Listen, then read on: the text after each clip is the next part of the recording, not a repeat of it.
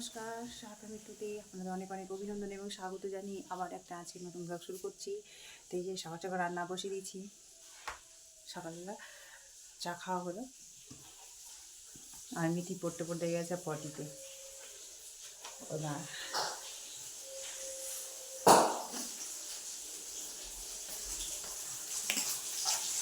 সবকটা পট পট করে ফুটছে।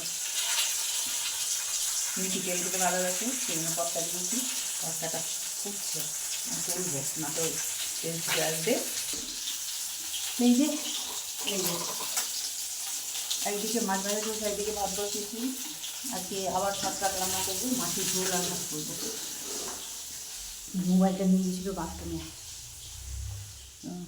শর্টকাট রান্না করবো। একটা দিয়ে ভাত করে আবার যাবো। ওই যে দুয়ারে সরকার আবার আজকে দরকার আছে। একবারে তো কাজ হয় না আমার, যে কোনো কাজ আমার একবারে হয় না, দুবার তিনবার না হলে সেও সঠিকভাবে হবে কি না সেটাও বলতে পারছি না। তো চলুন রান্না করবো, দিয়ে আবার যেতে হবে আমাকে। যাওয়া আসা মানে এক জায়গায় বাস আর এক জায়গায় চাষ আমার খুব খুব বিরক্ত লাগে। আমার এটাই হয়, এক জায়গায় বাস আর এক জায়গায় চাষ। তো চলুন এদিকে কড়াই মাছ দিয়ে দিলাম। আজকে মাছ আর আলু বেগুন দিয়ে ঝোল হবে। আর এদিকে মিঠি তো গুনগুন করছে আমার সঙ্গে যাওয়ার জন্য। আমি যাব কাজে, আমি যাব আর আসবো। এই বাসের মধ্যে ভিড়, জায়গা না পেলে বা দাঁড়িয়ে থাকতে হয়, কিন্তু মেয়েটা বুঝে না। আমি একা দাঁড়িয়ে থেকে চলে আসবো, আর বাচ্চা মানুষ যদি বাসের মধ্যে দাঁড়িয়ে থাকে অসুবিধা হয়। তো ওই জন্য নিয়ে যাবো না ভাবছি। তো যাবো করছে, ও কাঁপতে শুরু করেছে। তো দেখা যাক ওকে নিয়ে যায় কি না, এখনও বলবো না। আমার রান্না প্রায় কমপ্লিটের মধ্যে হয়ে এসেছে।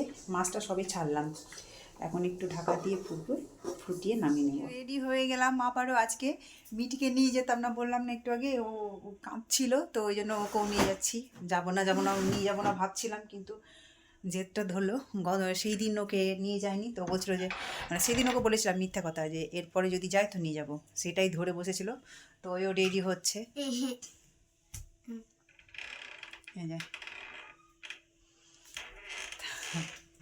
তা আমরা রেডি হয়ে গেলাম মামি। এখন চলুন, অনেকটা দেরি হয়ে গেছে, আবার ওখানে গিয়ে কাজ টাজ করে আবার বাড়ি আসতে হবে। চলুন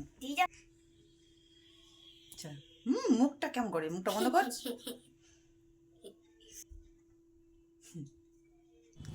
কোথায় যাবা? বাজার।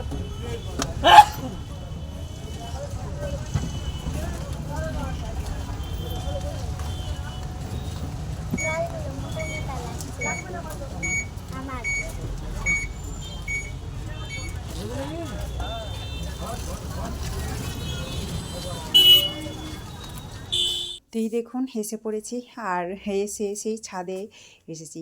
সেই আগের দিনের উনুনের রান্না।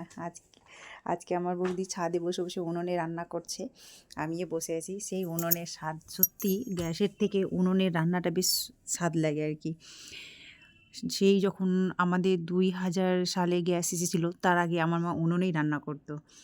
তো সেই উনুনের কথাই মনে পড়লো। আর আমার শ্বশুরবাড়িতেও এখনও উনুনে রান্না হয়, কারণ গরু আছে, তো গরুর ঘুঁটে গোবর সবই হয়, তো ওই দিয়ে রান্না করে আমার জায়েরা। তো এই যে রান্না করছে, আর আমি তারপরে যাবো এখন ফর্ম ফিল আপ করতে। তো এই যে দেখুন চলেও এসেছি। 3টে ফর্ম নিয়েছি, আমার কাকাতো বোনের আর আমার ছোটো কাকির। 3জনের ফর্ম নিয়েছি আর বসে পড়েছি ফিল আপ করতে এইখানে। তো দেখুন আমি বসে বসে ফিল আপ করছি আর গল্পও করছি। আর ওই যে চারিদিকে ওই যে বোর্ডগুলো টাঙানো দেখছেন, এক একটা বোর্ডের সামনে এক একটা ফর্ম দেওয়া হচ্ছে। কোথাও স্বাস্থ্যসাথী কার্ডের জন্য, কোথাও লক্ষ্মী ভাণ্ডারের জন্য, কোথাও রেশন কার্ডের জন্য, কোথাও বার্ধক্য ভাতার জন্য, কোথাও এসসি কার্ডের জন্য। তো এইরকম প্রত্যেকটা বোর্ডের সামনে প্রত্যেকটা মানে এই যে চেয়ার টেবিল পাতা আছে ওইখানে দিচ্ছে ফর্মগুলো।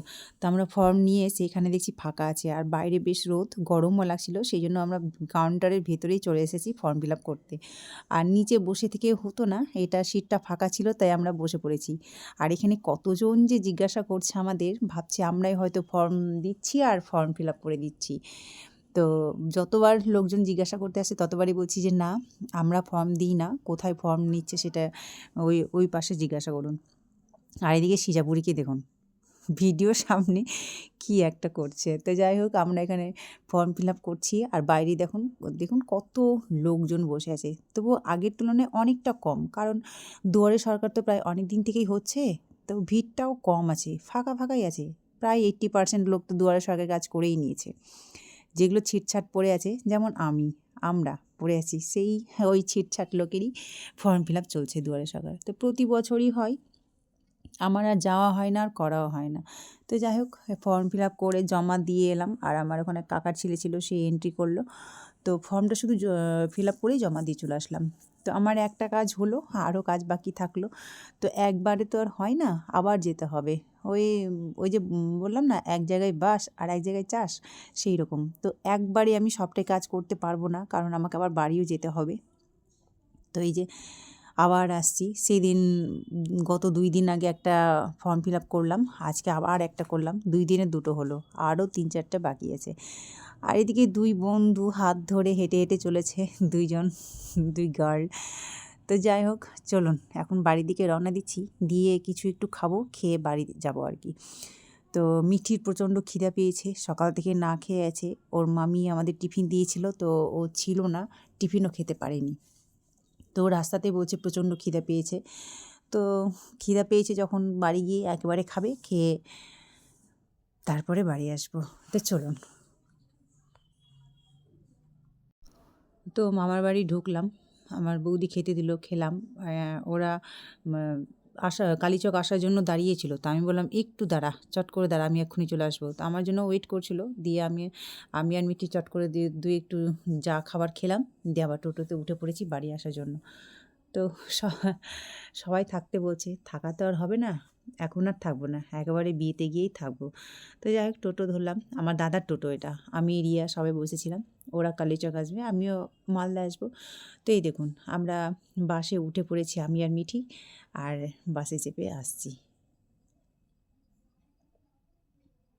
মিঠি আবার একটা কি শ্লোক বললো যেন বাসে উঠে, আর জায়গা তো নেই, আমার কোলেই বসে আছে, এই জন্য কোথাও নিয়ে যেতে চাই না আমি, যে এই যে সিট পাবো কি পাবো না, সিট না পেলে আবার দাঁড়িয়ে আসা হতো।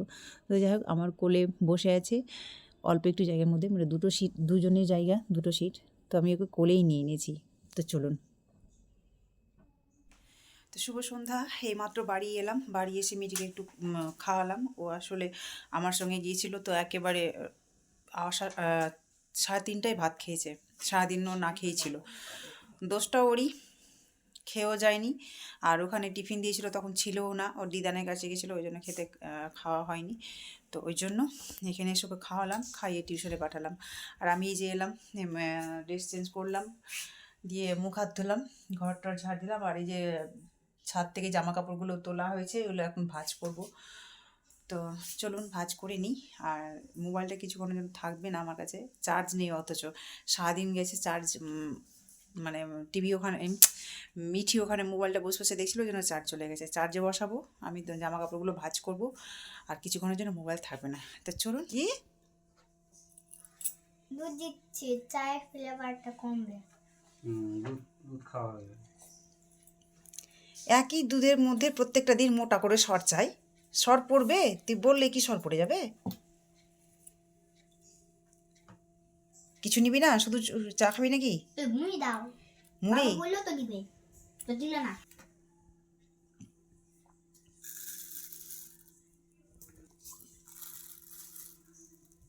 পারলে ওকে খাইয়ে দাও। মুখের মধ্যে চামচ ঢুকিয়ে বসে আছে, অসভ্য মেয়ে। চল, দাঁতে মুখে লেগে যাবে কিন্তু, একটু ঘোচা লাগলে কেটে যাবে একবারে চামচ দিয়ে। ছোট চামচ কেন, বড় চামচ নিব। আচ্ছা, যখন দিয়ে দিয়েছে খেয়ে নে। না না না, বড় চামচ নিব, বারবার বলে। তো চলুন তাহলে, ও এখন চা দিয়ে মুড়ি ভিজিয়ে খাচ্ছে, যদিও পেটে খিদে নেই, মুখে লাজ আর কি। তো যাই, এই যে দেখছিস কি একটা অকর্মা ঢেকি মেয়ে আমার, এই রান দেখ কতটা ফেলে দিল।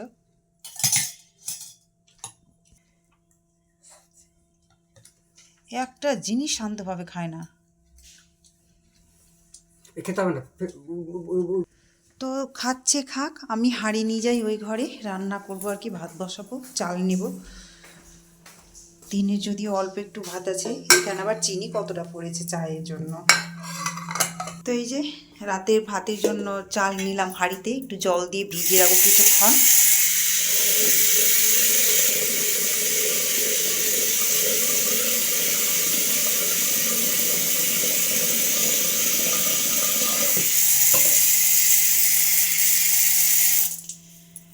কিছুক্ষণ ভিজে রাখলে কি বলুন তো, চালের মধ্যে যে সারগুলো লেগে থাকে দেখবেন সাদা সাদা, যখন চাল ধুয়ে ফেলি তখন সাদা সাদা অনেকগুলো জল বেরোয় না, তো ওই জলগুলো মানে পরিষ্কারভাবে ধুয়ে পড়ে যায়। চালের গায়ে যে সাদা সার লেগে থাকে সেগুলো পরিষ্কারভাবে ধোয়া হয় কিছুক্ষণ ভিজে রাখলে। আর সঙ্গে সঙ্গে যদি ধোয়া যায় না, তো পরিষ্কারভাবে ধোয়া যায় না, উঠেই না আর কি সাদা সারগুলো, সেই জন্য কিছুক্ষণ ভিজে রাখি। তো চলুন, সন্ধ্যাবেলা যে ব্রেকফাস্ট হলো সেগুলো বাসনগুলো ধোবো, মিটি তো খাচ্ছে। ব্লগটা এখানেই শেষ করছি। আপনারা ভালো থাকবেন, সুস্থ থাকবেন। আর এই ব্লগটা যদি সত্যি ভালো লেগে থাকে তো অবশ্যই একটা লাইক, কমেন্ট, শেয়ার এবং সাবস্ক্রাইব করে দেবেন। তো আজকের মতো টাটা, আর আগামীকাল একটা নতুন ব্লগ নিয়ে আসবো। তো আপনারা সবাই ভালো থাকবেন, সুস্থ থাকবেন এবং সাবধানে থাকবেন।